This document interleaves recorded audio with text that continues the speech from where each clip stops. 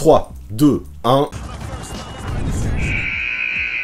Salut à tous, comment ça va ce samedi? Vous le savez sûrement, jeudi, là, le 1er septembre, c'est le grand début de l'Eurobasket 2022. Et pour être totalement franc avec vous, je suis hypé comme jamais.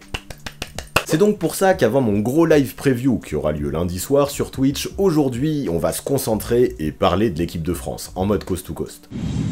Bah oui tiens, pourquoi se priver de parler des Bleus, et pourquoi ne pas être enthousiaste? Faut-il le rappeler, l'an dernier ils sont allés jusqu'en finale des Jeux Olympiques, où ils ont perdu la tête haute face aux États-Unis. Les hommes de Vincent Collet ont donc obtenu le statut de meilleure équipe européenne de la compétition, ce qui est plutôt très bien au vu du niveau basket du vieux continent. Sauf que maintenant ça, il va falloir le confirmer dans la compétition qui va suivre, l'Euro, et la France est-elle capable d'assumer ce statut? Pour ça il faudra gagner, et évidemment ce ne sera pas évident, donc l'équipe a-t-elle les moyens de faire ça? Eh bien c'est justement ce qu'on va voir aujourd'hui, alors on ne perd pas plus de temps et c'est parti, direction l'or pour l'équipe de France. Bon, pour commencer et pour resituer, on va voir d'où elle vient un petit peu, cette Team France Basket. Depuis 2017, l'équipe n'est plus composée que de joueurs, un peu moins d'une quarantaine, qui s'inscrivent sur des projets à long terme, avec pour objectif les gros tournois internationaux, en passant par les diverses phases de qualification en saison, auxquelles bien souvent les joueurs majeurs ne peuvent pas participer. Ce projet de belle envergure avait pour objectif de maintenir une certaine stabilité entre les joueurs, mais aussi de créer une vraie alchimie. C'était probablement le meilleur moyen de reconstruire pour appréhender au mieux l'ère post-Tony Parker et la page difficile à tourner suite à la retraite de nombreux cadres de cette grosse génération, et la première étape à passer pour ce groupe n'était autre que l'Euro 2017, qui déjà représentait un vrai test. Malheureusement, avec une défaite dès les huitièmes de finale face à l'Allemagne de Dennis Schröder, cette compétition se transforma en échec cuisant. Définitivement, c'était flagrant, il y avait encore beaucoup de boulot du côté de Vincent Collet et de ses troupes.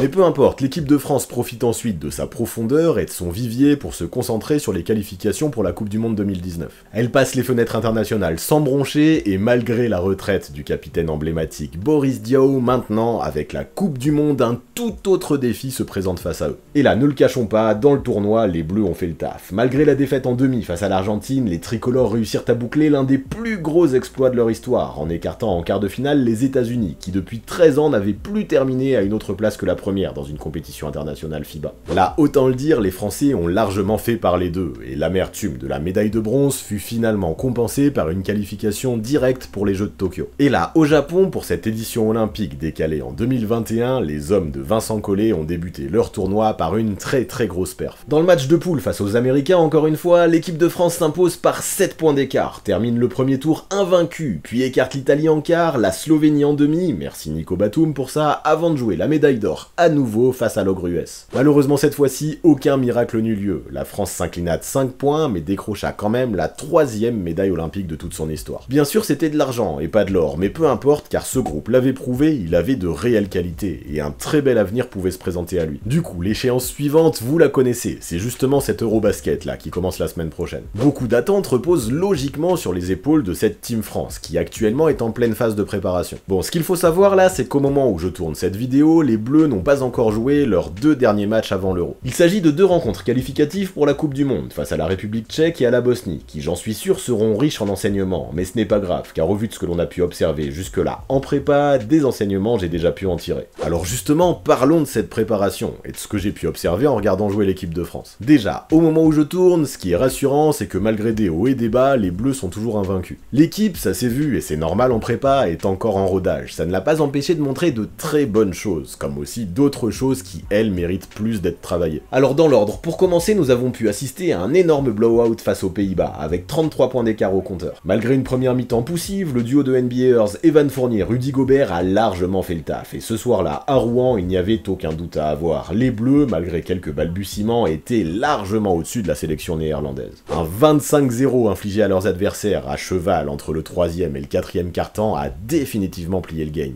C'est ensuite enchaîné un match face à l'Italie, qui lui lui, après un déplacement compliqué jusqu'à Bologne, fut plus laborieux. Déjà juste avant la rencontre, on apprenait le forfait pour l'Euro de Franck Ntilikina sur blessure, qui rejoignait à l'infirmerie des joueurs comme Mustapha Fall, Andrew Albissi et Victor Wembanyama, pour remplir une liste d'absents déjà longue, que nous aborderons plus tard dans cette vidéo. Mais pour revenir à ce match face à l'Italie, ce jour-là, nous avons vu une équipe de France qui proposait un basket beaucoup plus brouillon. De nombreuses erreurs étaient commises, les balles perdues se multipliaient, l'agressivité, notamment au rebond offensif, était du côté de l'Italie, mais heureusement, grâce à une domination décisive dans la peinture, insufflée par Rudy Gobert et Vincent Poirier, les Bleus sont restés dans le match et ont même réussi à passer devant en deuxième mi-temps. Sauf qu'il en fallait plus pour terrasser ces Italiens, en rodage eux aussi, mais bien décidés à faire bonne figure. Suite à un énorme dunk de Gobert qui donnait 3 points d'avance aux Français, Danilo Gallinari arracha la prolongation, où les Bleus, malgré de très nombreux ratés inquiétants sur la ligne des lancers francs, ont finalement réussi à remporter ce duel. Désolé à mes amis sardes, mais merci à Nico Magnon pour ça, qui a complètement foiré ses 2 dernières possessions. La France en était sortie avec la win, certes, mais beaucoup de questions méritaient d'être posées, même s'il était bien trop tôt pour s'inquiéter réellement. Et de toute façon, si certains doutaient, le mardi suivant, à Montpellier, toutes les inquiétudes furent définitivement balayées.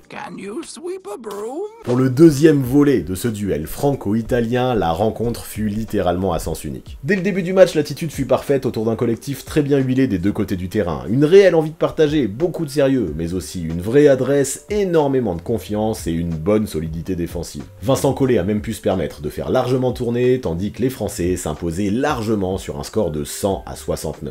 Autant dire que les bégaiements aperçus face à ces mêmes Italiens quelques jours plus tôt appartenaient définitivement au passé à ce moment-là. Sauf que pour confirmer cette bonne prépa, avant les matchs à enjeu, il fallait, 48 heures plus tard, venir à bout de la sélection belge. Et là, même combat. Même si le premier quart-temps fut moche pour les Français, les barbelés encore une fois étaient de sortie côté tricolore, tandis qu'en attaque, l'envie de partager et l'adresse semblaient toujours bien présentes, au moins en deuxième mi-temps. Beaucoup trop en tout cas pour ces adversaires qui s'inclinèrent à leur tour largement, sur un score de 90-71. Ce qui est intéressant, c'est que même malgré un début très compliqué, les Français n'ont jamais paniqué et ont continué à s'appuyer sur leurs principes, notamment défensifs. La profondeur de l'effectif fut probablement l'une des clés de ce match, mais l'intensité en deuxième mi-temps et la domination intérieure générée par Rudy Gobert et Vincent Poirier en représentèrent probablement 2 autres. Là, aujourd'hui, après 4 matchs amicaux, les forces de l'équipe semblent claires, même si, je le répète, je n'ai pas encore pu voir, au moment où je tourne, les 2 matchs de qualification pour la Coupe du Monde face aux Tchèques et face aux Bosniens. N'empêche qu'en parallèle, plusieurs questions méritent d'être posées, évidemment. C'est le jeu, que ce soit de la préparation ou non. Ceci dit, avant d'aborder tout ça, évoquons le roster de l'équipe de France, d'abord réduit à 12 avec l'éviction de William Howard, puis à nouveau ramené à 13 avec le potentiel retour de blessure d'Andrew Albissi. On pourrait même dire 14, vu que Mustapha Fall lui aussi pourrait potentiellement revenir, même si cela semble peu probable. Mais justement, vu qu'on parlait d'Albissi, commençons notre focus sur le roster de l'équipe de France par les meneurs de jeu de cette sélection vouée à disputer l'Eurobasket. Le premier dont je vais parler, c'est Thomas Hurtel, qui normalement devrait être titulaire. Si en club, à Barcelone puis au Real, ça a été souvent compliqué pour lui au niveau relationnel, en équipe de France, à chaque fois qu'il est sélectionné, il semble revivre. Fort de 3 médailles internationales, une de chaque couleur, son expérience parle aujourd'hui pour lui, et définitivement, il fait maintenant partie des cadres de Vincent Collet. Même s'il a passé sa fin de saison écarté de la rotation en Espagne, ça s'est vu en préparation. Aujourd'hui, il semble juste mort de faim.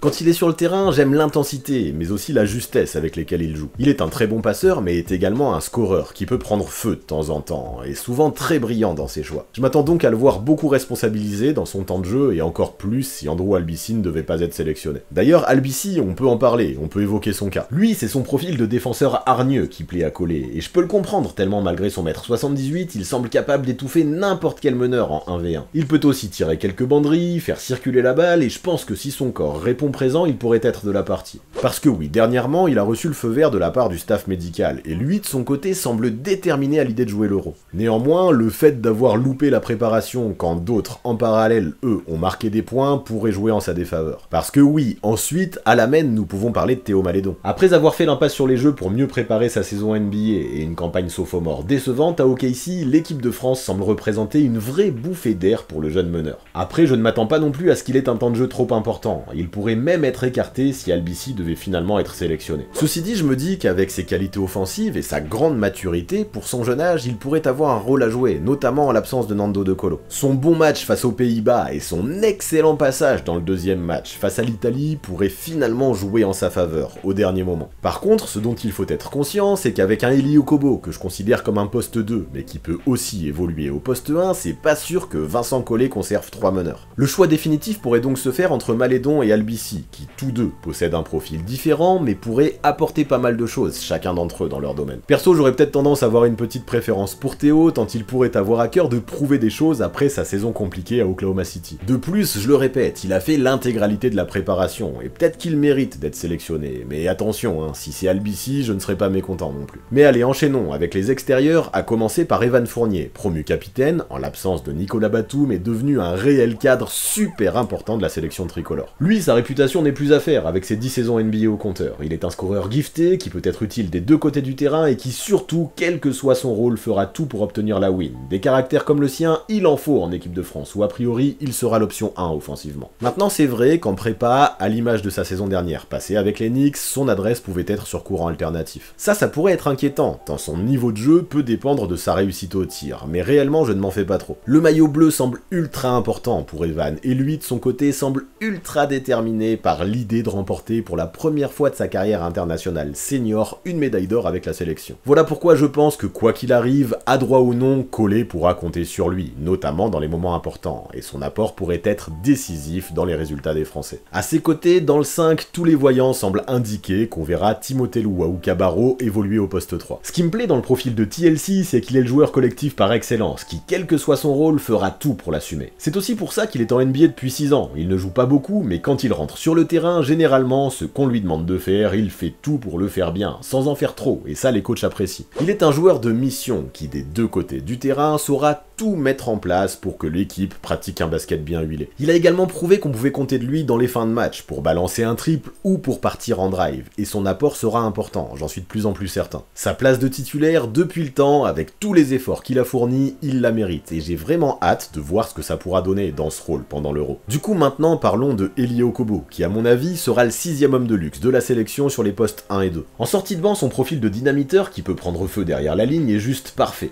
Ce que je remarque le concernant, c'est qu'après 3 saisons avec un faible temps de jeu en NBA, son retour en Europe lui a fait un bien fou, et lui a permis de retrouver les responsabilités qu'il affectionne. Il est un scoreur pur qui peut aussi bien prendre des coups de chaud derrière la ligne à 3 points que performer en drive. Il l'a montré en prépa où il a été très bon, il est un danger constant pour les défenses, et j'apprécie particulièrement qu'il puisse débloquer de nombreuses situations en un rien de temps dès qu'il rentre sur le terrain. Il est exactement ce genre de pétard ambulant qui pourrait rendre d'énormes services au scoring les jours où l'adresse pourrait être en panne.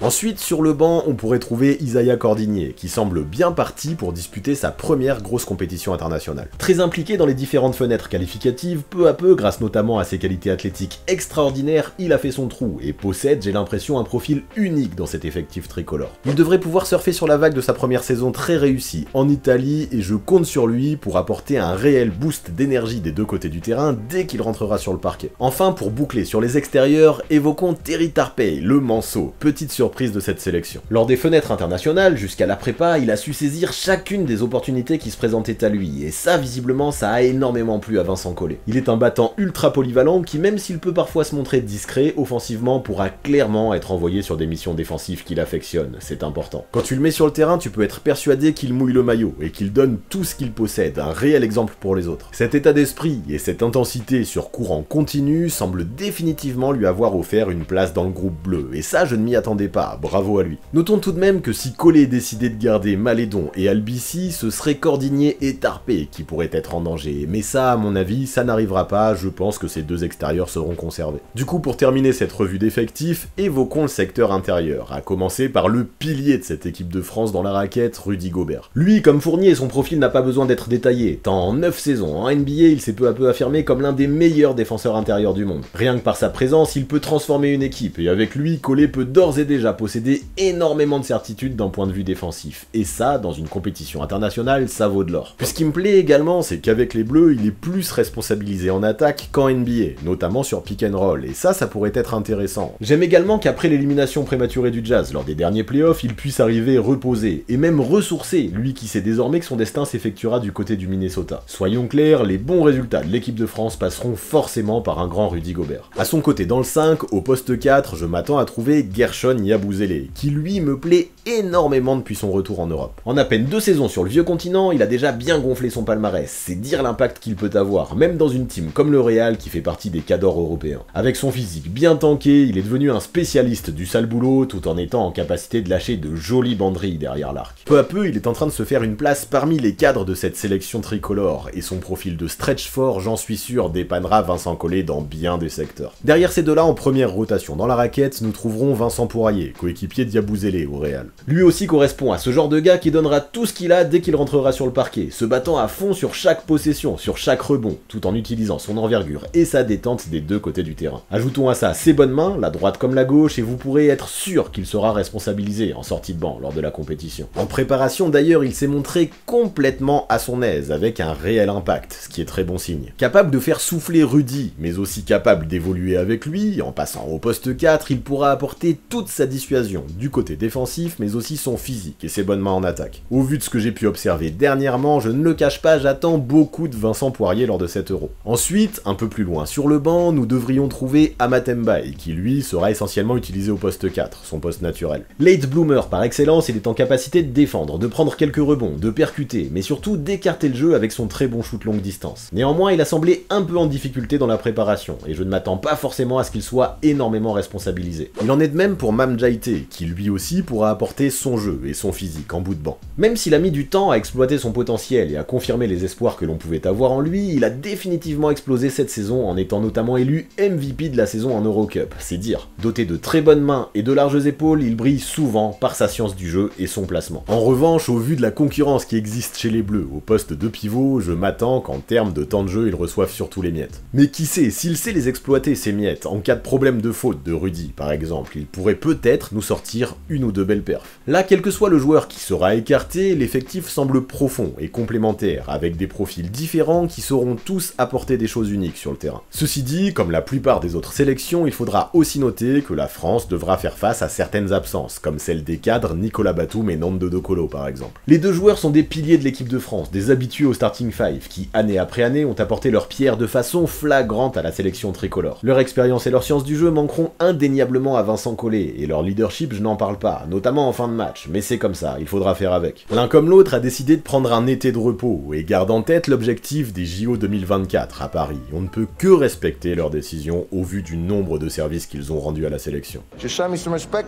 Ensuite, d'autres joueurs qui auraient pu prétendre à une place dans les 12 manqueront aussi à l'appel. Si là je ne vais pas faire toute la liste, j'ai tout de même envie de parler de Victor Wembanyama, que tout le monde imagine devenir une superstar, de Franck Ntilikina, qui à chaque fois qu'il retrouve Collet, hausse son niveau de jeu, et de Mustapha Fall, qui du haut de ses 2,18 m sort d'une excellente campagne avec l'Olympiakos. Même si ce dernier n'est pas encore officiellement out, les espoirs semblent encore très faibles le concernant. Ce qui est sûr, c'est que chacun d'eux aurait pu apporter quelque chose. Heureusement, le vivier français est profond, et a permis à Vincent Collet de leur trouver à chaque fois des remplaçants de valeur. Puis en vrai, rien ne sert de parler trop longuement des absents, autant se concentrer sur les joueurs qui seront là. On parle de l'Euro, donc parlons des joueurs présents. Et là, c'est bien beau de lister des noms, mais ça ne sert pas à grand chose. La vraie question, c'est comment ces noms vont-ils fonctionner ensemble sur un terrain de basket? Et bien justement, c'est là qu'on en vient, parce que maintenant, je vais essayer de vous livrer les forces et les faiblesses que j'ai pu déceler chez les Bleus lors de leurs différents matchs de préparation. Et franchement, là encore, je ne vais pas me cacher derrière mon petit doigt, et je vais y aller franchement. Cette équipe de France est capable de jouer un très beau basket des deux côtés du terrain, ça me plaît. En attaque, de façon générale, j'aime beaucoup la fluidité du jeu. Le ballon est partagé, tout le monde est impliqué, les systèmes sont simples mais efficaces, et bien souvent, la gonfle termine entre les mains d'un joueur démarqué qui ne se privera pas s'il le peut pour sanctionner. Dans cette équipe, on aime les extra passes, et c'est cool. Je ne vous apprendrai rien si je vous explique que dans le basket, c'est bien plus facile de mettre un tir quand on reçoit la gonfle dans de bonnes dispositions. Et puis encore, ce que j'aime bien, c'est que du premier au dernier homme, remplaçant comme titulaire, tous semblent très capables de s'intégrer dans ce dispositif et dans ce collectif bien huilé. Ça aussi, c'est une force. Ça veut dire que ça ne baissera pas d'intensité quand la seconde unit arrivera sur le parquet. Puis maintenant, défensivement, c'est à peu près la même histoire. Je n'ai pas grand chose à dire de négatif. Avec des Rudy Gobert ou des Vincent Poirier en tour de contrôle, des joueurs de devoir et plusieurs glue guys au périmètre qui se feront un plaisir d'être envoyés en mission, l'équipe semble souvent agressive, joue avec intensité, protège le cercle, relève le défi en 1 contre 1 et coupe les lignes de passe. Individuellement, le talent défensif est présent, et surtout, l'équipe de ce côté-là semble soudée, avec beaucoup de joueurs toujours prêts à aider leurs potes sur des phases où ils pourraient être dépassés. Ça aussi, c'est positif. La sélection française regorge de compétiteurs qui ont la bonne attitude, qui savent ce qu'il faut mettre en place pour gagner, qui n'économiseront pas leurs leurs efforts et qui auront tous le sens du sacrifice. Évidemment, encore une fois, c'est une nouvelle force. Maintenant, si j'ai un vrai bémol à mettre, il correspondra à la gestion du ballon et des petites erreurs qui sont faites autour de ça. Le premier match face à l'Italie en est l'illustration parfaite. L'équipe était désireuse de partager la gonfle, et ça c'est très bien. Cependant, l'attaque semblait parfois brouillonne, avec des joueurs qui se cherchaient, et plusieurs passes qui ne s'effectuaient pas toujours dans les bons timings, offrant des opportunités clairement évitables à leurs adversaires. Ajoutons à ça tous les lancers cruciaux manqués dans les moments importants, et cumulés aux 22 pertes de balles, ça peut faire beaucoup. Le même genre de souci a pu être révélé lors du premier quart-temps face à la Belgique aussi, où en termes d'exécution, je ne vais pas mâcher mes mots, ce fut désastreux. Bon, bien sûr, ce n'est que de la prépa, et c'est normal que l'équipe soit encore en rodage. De plus, elle a toujours su réagir derrière et gagner les matchs. Ceci dit, un manque de focus et des entames compliquées pourraient réellement pénaliser les hommes de Vincent Collet dans des matchs à enjeu, face à des adversaires potentiellement plus performants. L'équipe a des qualités, et elle sait ce qu'elle veut, mais dans un Euro, aucun relâchement ne pourra être toléré, d'autant plus face aux adversaires que l'équipe de France rencontrera en poule. Dans ce genre de compétition, quelle que soit l'équipe en face, il sera interdit de la prendre de haut, les Bleus sont avertis. Enfin, toujours dans les bémols, j'aimerais également parler du star power que détient l'équipe de France. Evan et Rudy ont beau être des joueurs super référencés, en NBA ils ne sont pas non plus au niveau des MVP, comme Nikola Jokic ou Giannis Antetokounmpo, ni même de l'étoile montante slovène Luka Doncic, c'est indéniable, et on le sait, dans le Money Time, c'est toujours bon de s'appuyer sur de tels superstars.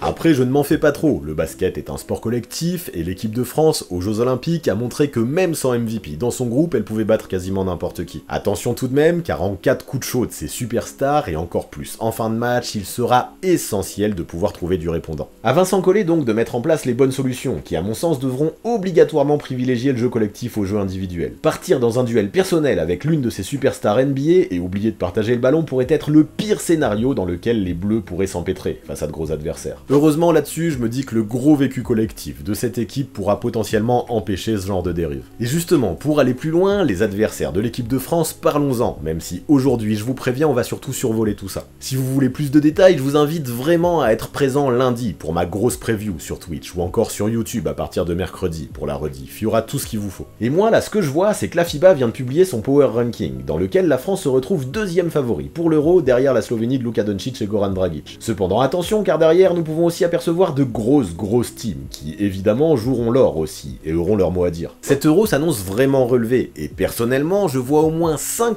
ou 6 teams capables potentiellement d'aller décrocher la première place. Entre la Grèce des frères Antetokounmpo, la Serbie de Nikola Jokic et Vasilije Micic, la Lituanie de Domantas Sabonis et Jonas Valanciunas, ou encore l'Espagne qui, même en reconstruction, sera toujours dangereuse autour des frères Hernan Gomez, il y a moyen d'assister à de très gros matchs à partir de la phase d'élimination directe. Et là, je n'ai même pas parlé de l'Italie de Gallinari et Fontecchio, ni même de la Turquie, qui s'axera principalement autour du duo Sedi Osman-Furkan Korkmaz. Ajoutons d'autres teams qui pourraient surprendre, comme l'Allemagne de Dennis Schroeder, la Bosnie de Yusuf Nurkic, la Croatie de Bojan Bogdanovic, et j'en passe, et il faut savoir que le niveau sera sacrément relevé. Dans cet Euro, il n'y a que peu de petites équipes, et aucun match ne sera offert sur un plateau. Et ça, évidemment, plus on avancera dans la compétition, plus on s'approchera des phases finales, et moins ce sera le cas. Encore faut-il s'y qualifier pour ces phases finales. Pour ça, il faudra sortir de la poule, et là, ce qu'on voit dès le premier coup d'œil, c'est que la France n'a pas été gâtée. Surprise, motherfucker! Encore une fois, ne vous inquiétez pas, je détaillerai ça avec beaucoup plus de précision lors de ma preview de l'Eurobasket qui aura lieu lundi soir. Mais outre les Slovènes, qui on l'a vu sont les favoris de la FIBA et qui évidemment représenteront un gros morceau, les Bleus retrouveront sur leur route les Lituaniens, les Allemands et les Bosniens que l'on évoquait juste avant, mais également les Hongrois qui, même s'ils semblent représenter les petits poussés du groupe, auront peut-être leur mot à dire. Bon, heureusement, il y aura 4 qualifiés par groupe. Évidemment, il y aura des déçus, mais la France, même si elle fait un ou deux faux pas, je me dis, devrait s'en sortir sans trop de soucis. Cependant, attention, parce que les faux pas, c'est sympa, mais ça peut vite être dramatique. En 8ème, la poule B, dans laquelle se situe la France, croisera avec la poule A, dans laquelle se situent notamment l'Espagne et la Turquie. S'assurer d'un bon classement pour éviter un trop gros adversaire dès le début du tournoi final à qualification directe me paraîtra évidemment essentiel donc.